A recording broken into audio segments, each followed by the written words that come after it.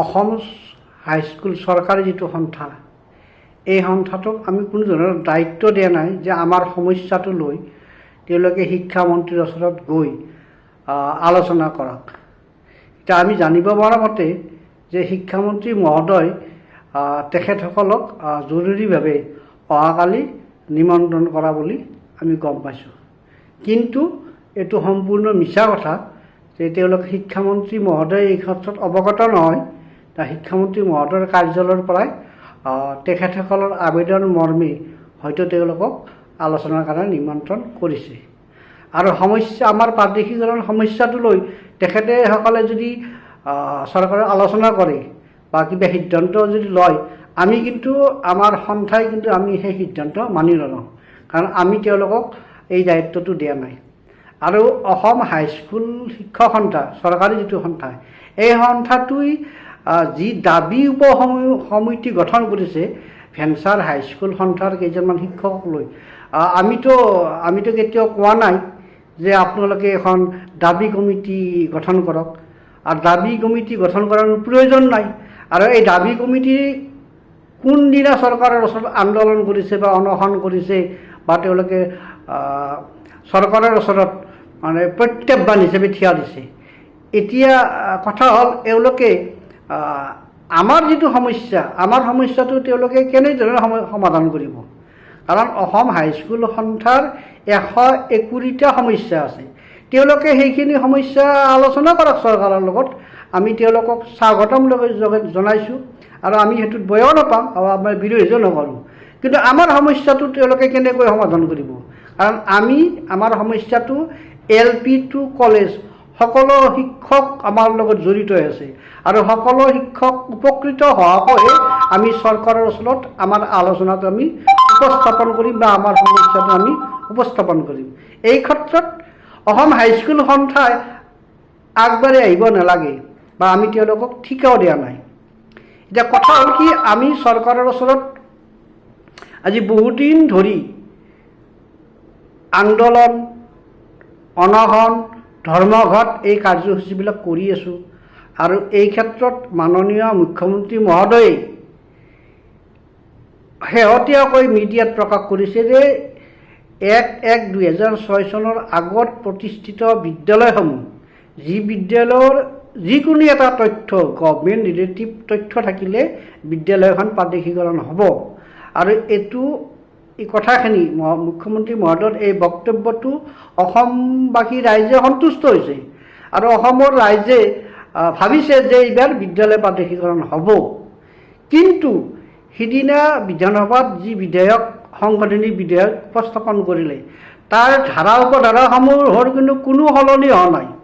17-18 আইনৰ যিটো ধাৰা উপধাৰা আছে সেইবিলাক একেধৰণেই আছে। তেতিয়াহ'লে কেনেকৈ সমস্যাটো সম্পূৰ্ণৰূপে সমাধান হ'ব? মাননীয় মুখ্যমন্ত্ৰী মহোদয়ক আৰু শিক্ষামন্ত্ৰী মহোদয়ক আমি অনুৰোধ কৰিছোঁ যে ধাৰা উপধাৰাসমূহৰ যদি শিথিলতা নানে, তেতিয়াহ'লে মুখ্যমন্ত্ৰী মহোদয়ৰ যিটো ভাষ্য, তেখেতৰ যিখিনি কথা, সেইখিনি কথা অনৰ্থক হ'ব আৰু কোনো শিক্ষক উপকৃত নহয়। যদিহে ধাৰা উপধাৰা বিশেষকৈ আমাৰ কেইটামান দাবী সংশোধন কৰাৰ কাৰণে আমি চৰকাৰৰ অনুৰোধ জনাইছোঁ যে আমাক আলোচনাত মাতি, আমাৰ লগত আলোচনা মাতি আমাৰ সমস্যাটো আমিহে জানিম। আমাৰ সমস্যা, আমি কি কষ্ট পাই আছোঁ, আমি কি বেদনা পাই আছোঁ, আমিহে জানিম। অসম হাইস্কুল সন্থা আমাৰ বেদনা তেওঁলোকে বুজি নাপায়। তেওঁলোকৰ বহুত সমস্যা, তেওঁলোকে সমস্যাটো সমাধান কৰিব পৰা নাই, আমাৰটো কেনেকৈ কৰিব? আমাৰ মূল সমস্যা, আমাৰ ধাৰা উপধাৰাকেইটা মাননীয় মুখ্যমন্ত্ৰী মহোদয় আৰু শিক্ষামন্ত্ৰী মহোদয় ক'ব বিচাৰিছোঁ, যদি প্ৰাদেশিকৰণ কৰিব বিচাৰিছে, যদি পদ প্ৰাদেশিকৰণ কৰাৰ ইচ্ছা আছে, তেতিয়াহ'লে আমাৰ দাবী বা আমাক মাতক। এই আইন সংশোধনী ব্যৱস্থাটো সম্পূৰ্ণৰূপে শুদ্ধ কৰক। কি শুদ্ধ কৰক? যে আমাৰ 1 নম্বৰ কথা হৈছে কি, যে বিদ্যালয়ৰ আমাৰ যিটো এনৰলমেণ্ট, যিটো ৰিজাল্ট, এই ৰিজাল্টৰ ক্ষেত্ৰত বা এনৰলমেণ্টৰ ক্ষেত্ৰত যিকোনো 3 বছৰ ধৰক, তেতিয়াহে শিক্ষকখিনি উপকৃত হ'ব। আৰু 9-10ৰ ইউডাইচটো বাতিল কৰক, বাতিল কৰি 18-19ৰ ইউডাইচ ধৰক, তেতিয়াহে LP আৰু ME স্কুলখিনিৰ শিক্ষকখিনি মানে মানে তেওঁলোকে লাভৱান হ'ব বা তেওঁলোকে উপকৃত হ'ব, তেওঁলোকৰ পদবিলাক প্ৰাদেশিকৰণ হ'ব। আৰু শিক্ষক নিযুক্তিৰ যিটো জইনিং 6 বছৰ ধৰক 31/12/2010 হ'লেনি 31/12/2018 ধৰক, তেতিয়াই শিক্ষকখিনি উপকৃত হ'ব। আৰু এইখিনি যদি কৰিব পাৰে তেতিয়াই ভেঞ্চাৰৰ যিটো সমস্যা, এই সমস্যাটো সমাধান হ'ব বুলি আমি ভাবোঁ।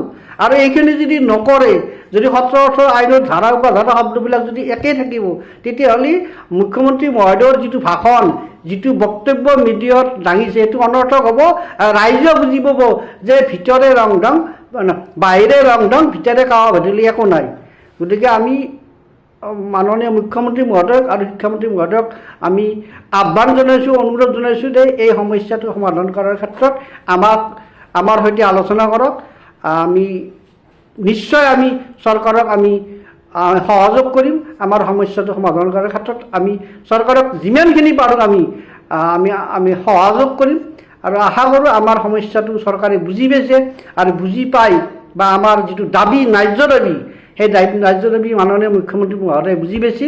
সেইবাবে বছৰৰ শেষত হ'লেও এই আইন সংশোধনীৰ ব্যৱস্থা লোৱাৰ কাৰণে আমি আমাৰ তৰফৰ পৰা মাননীয় মুখ্যমন্ত্ৰী মহোদয় আৰু শিক্ষামন্ত্ৰী মহোদয়ক অশেষ ধন্যবাদ জনাইছোঁ। আৰু এই ধাৰা উপাধাৰাসমূহ সংশোধনীৰ ব্যৱস্থাৰ সংশোধনী কৰাৰ কাৰণে আমাৰ সৈতে যাতে আলোচনা কৰি এটা সুন্দৰ পদক্ষেপ হাতত লৈ এই দুৰ্ভগীয়া শিক্ষকখিনিৰ মংগল কৰে। ধন্যবাদ।